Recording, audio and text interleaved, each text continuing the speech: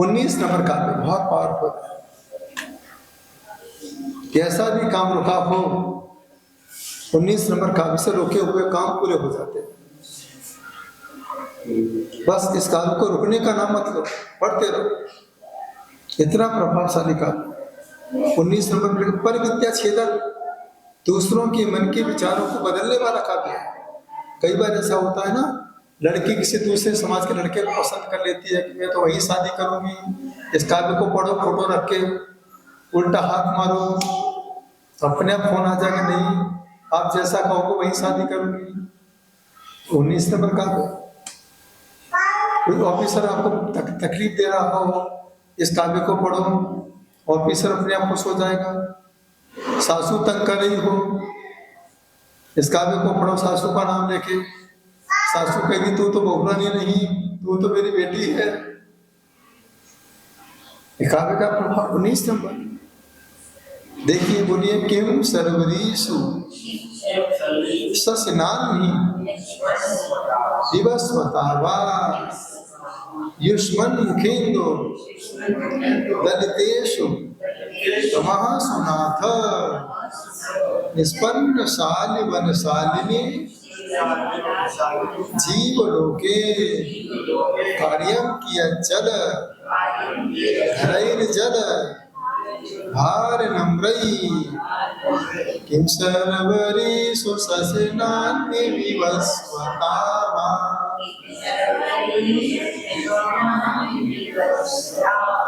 युष्मन्मुखेन्दु दलितेषु तमः सुनाथ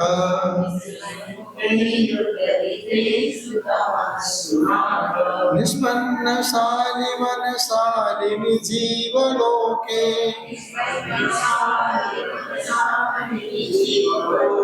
कार्यं कियच्चल धरैर्जल भार नम्रै।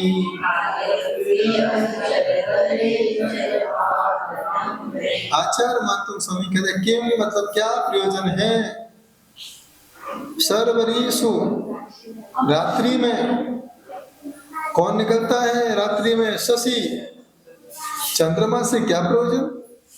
किम अथवा अन्य दिन में कौन निकलता है, विवस्वता सूर्य से।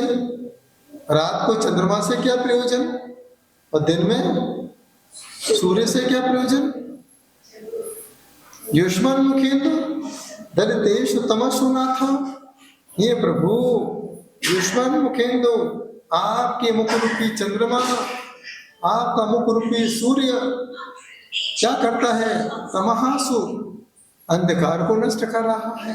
जब आपका चेहरा देखने से सूर्य चांद का प्रकाश ही फीका पड़ रहा है, मैं क्यों रात को चांद को देखूं, क्यों दिन को सूरज को देखूं।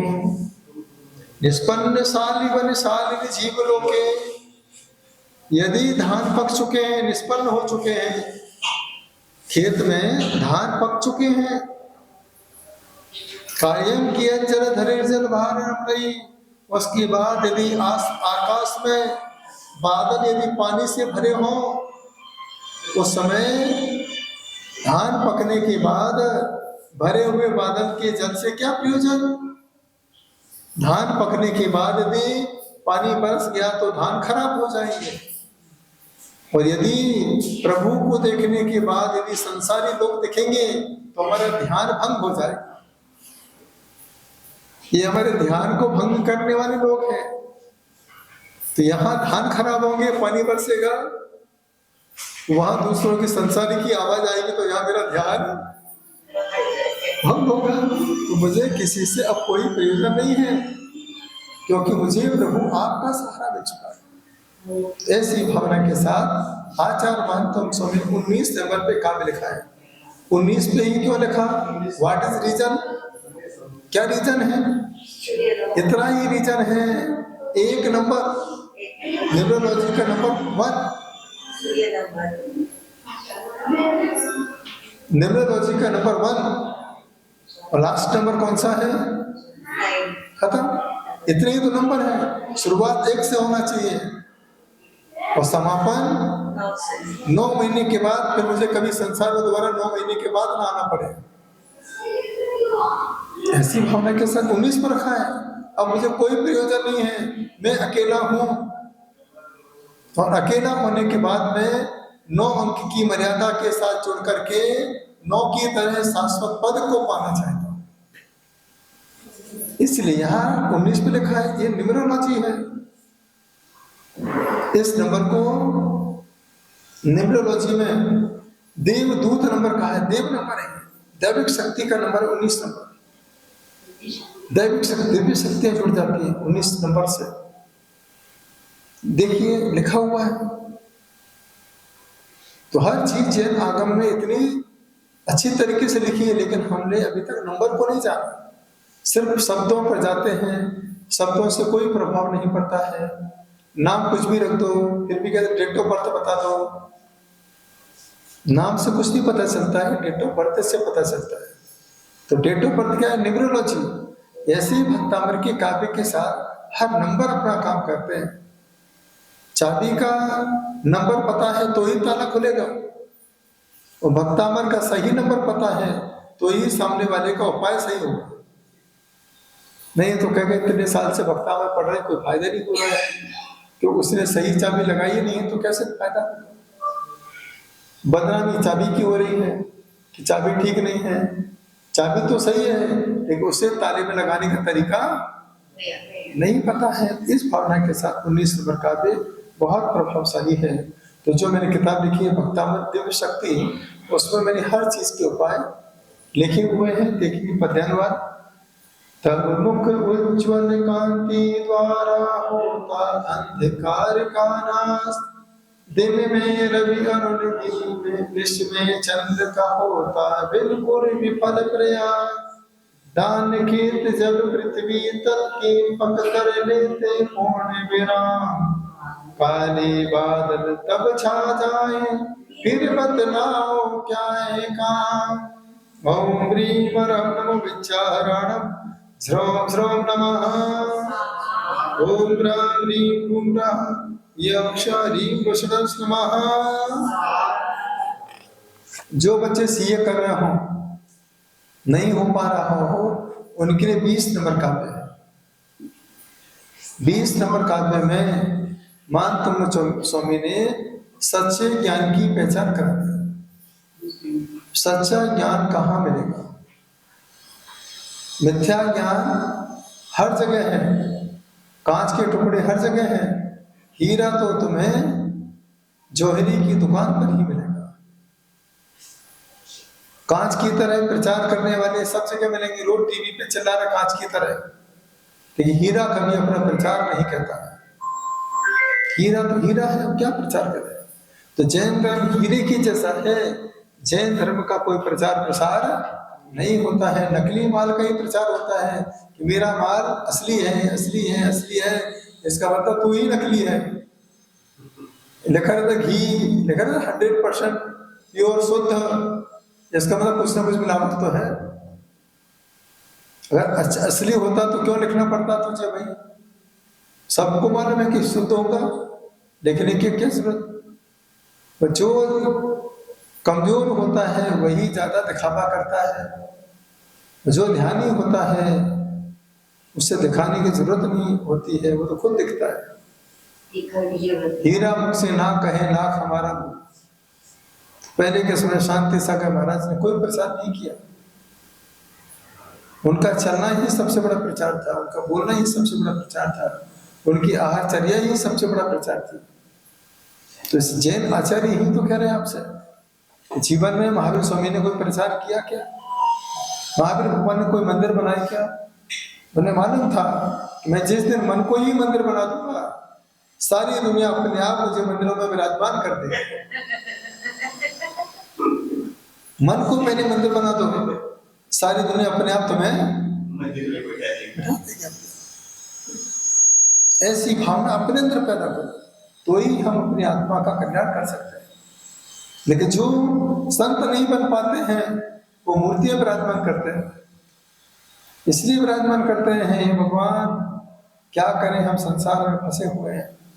मैंने न जाने कैसे का सद्रव्य किस भावना से कमाया होगा, लेकिन हे भगवान जब मेरा भी मरण हो, मुझे मालूम है कि मैंने कितना भी पैसा कमाया है, ना तो मेरा पैसा रहने वाला है, ना मेरा नाम रहने वाला है, लेकिन हे भगवान मेरी यही इच्छा है कि मेरा नाम इस मूर्ति के साथ हमेशा हमेशा के लिए रहना चाहिए, और कहीं रहे या ना रहे। इस संसार के लोग सोचते हैं। इस आचार्य विद्यासागर जी की बात कहते थे, अपना नाम घर पे लिखाओगे तो बेटा मिटा देगा, रजिस्ट्री बदल जाएगी, कितनी भी प्रॉपर्टी हो मरने के बाद किसकी होगी? अगर तुम्हारी मूर्ति में नाम लिखा है, वो मूर्ति कभी बेटे की होगी ही नहीं, तो उसमें नाम कभी बदलने वाला नहीं है। ऐसे काम करो जीवन। तो ये जो ज्ञान है, सम्यक ज्ञान में कभी बदलाव आने वाला नहीं है। सामान्य ज्ञान बदलेगा, हर समय सिलेबस बदलता है। इसलिए हमें चैन आगम के साथ आगे बढ़ना चाहिए, तभी जाकर के हम अपनी आत्मा का कल्याण कर सकते हैं। अब देखेंगे 20 नंबर काव्य की आराधना करते हैं। बोलिए, ज्ञानम यथा त्वयि विभाति कृतावकाशम नैवं तथा हरिहरादिषु नायकेषु तेजो महामनुषु। तेजो महामनुषु भी बोल सकते हैं, तेजः स्मरण मनुषु याति यथा महत्वम एवं तु काच शकले किरणाकुलेपि। इसको ज्ञानम नहीं बोलो, ज्ञानम। ज्ञान इस पहले जी बाई ए एन नहीं है। देखो इंग्लिश में क्या लिखा है, JNAN।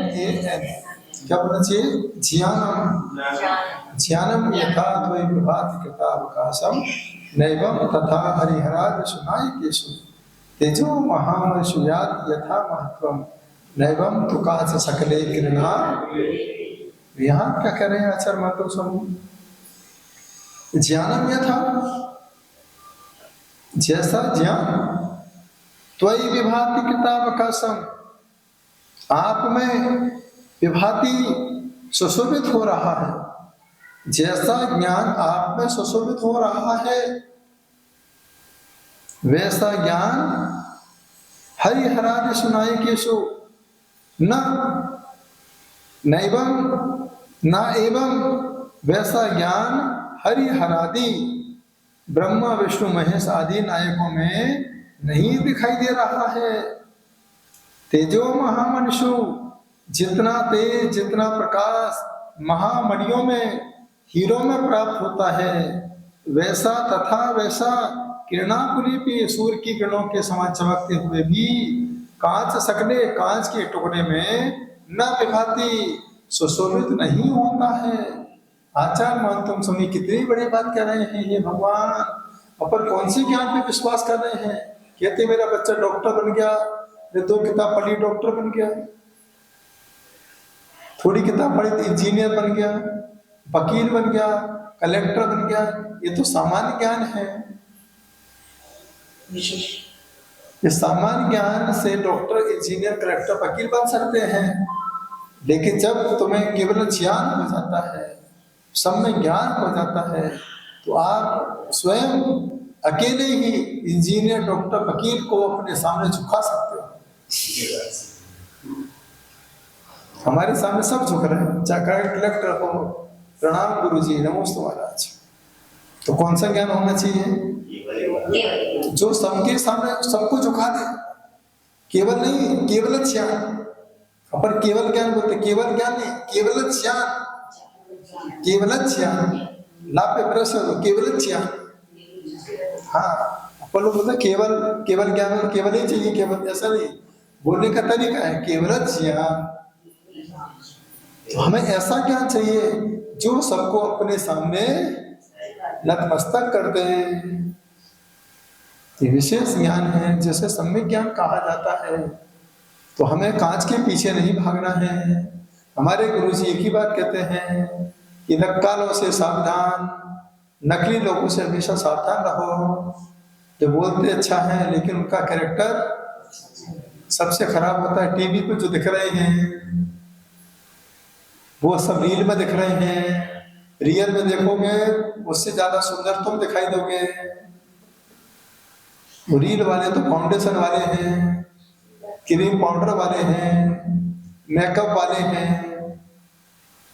लेकिन आप जब बैठे भगवान के सामने आप चेकअप वाले हो। ऐसी भावना अपने अंदर पैदा करो। लेकिन हम लोग उस कांच के टुकड़े को देख के खुश हो जाते हैं, तारीफ करते हो, हीरो कितना सुंदर है, हीरोइन कितने सुंदर है, इतना बोल के क्यों कर्मों का बंद कर रहे हो। एक मुस्लिम की तारीफ कर रहे हो, नॉन वेज खाने वालों की तारीफ कर रहे हो, कितना बड़ा कर्म है। सोचिए आपने भाव बंद कर ही लिया। भाव बंद हुआ कि नहीं? अरे द्रौपदी ने थोड़ी भावना भाई, तो वो बंद हुआ कि नहीं? पांचाली के नाम से जाने लगा। सीता ने भाव बंद किया, उसको भोगना पड़ा। तो कभी ऐसे भाव मत बनाइए कि हीरोइन कितनी सुंदर है। अरे किसी पति ने बोल दी हीरोइन कितनी सुंदर है, इसका मतलब मैं तेरी पत्नी हूं, मैं सुंदर नहीं हूं। मतलब पत्नी के सामने बोल रहे हीरोइन कितनी सुंदर है, और पत्नी बोलते हीरो क्या सुंदर है। पति का खुशी होगी कि दुख होगा? ये कांच के टुकड़ों को देख के मत खुशी होना। अरे जब तुम्हें खुश होना हो, वीतराग मुद्रा को देखो, जैन साधु को देखो, ये सोचो धन्य है। कांच के टुकड़े तो जगह जगह मिल जाते हैं, हीरे जैसे भगवान तो साक्षात मंदिरों की वेदी पे दिखाई दे दिया करते हैं। क्योंकि हमारे इधर उधर पेड़ पौधों के नीचे नहीं मिलेंगे, हमारे भगवान जब भी मिलेंगे वेदी शुद्धि के साथ मिलेंगे। जिनकी वेदी प्रतिष्ठा होती वहां हमारे भगवान बैठे होते हैं। कई लोग कहते हैं महाराज जी जैनों की संख्या कम है, हम कहते कम है फिर भी हम सब काम के हैं, क्योंकि जो संख्या ज्यादा है वो सब सब्जी मंडी वाले हैं। सब्जी मंडी में भीड़ बहुत होती है, और हम तो सोने चांदी वाले डायमंड के व्यापारी हैं। तो जितने 1000 सब्जी वाले कमाते हैं उतना एक सोने चांदी वाला दुकानदार कमा लेता है। तो हम लोग तो वो लोग हैं जो है नहीं, हम लोग तो एक श्रावक आ गया इतना सिखा देते हैं, वो हजारों को कनेक्ट कर देता है। ऐसी भावना अपने अंदर बना के रखोगे तो आपको कौन सा ज्ञान होगा? सम्यक ज्ञान की प्राप्ति होगी, आत्मा का कल्याण होगा।